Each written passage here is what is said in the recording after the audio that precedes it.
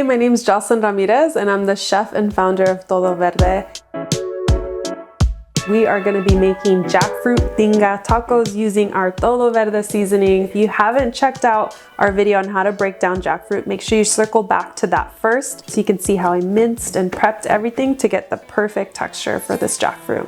Tinga, if you haven't had it before, is such an umami bomb of flavors. You have chipotle en adobo, onion, garlic, tomato, chili flake that's all in this like really beautiful texture. So you're gonna wanna give it a good shake and get all the other delicious ingredients to also rise to the top and distribute everything evenly. I have 1 can of young green jackfruit. I like to add 3 tablespoons just to make sure that I give it a good amount of flavor. All you have to do is mix it together.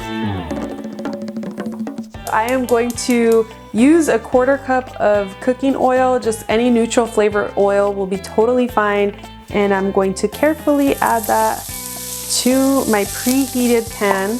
I like my jackfruit nice and crispy, anywhere between 10 to 15 minutes. Get my tortillas on the plate. That shredded texture looks so much like a meat. I have some cashew crema.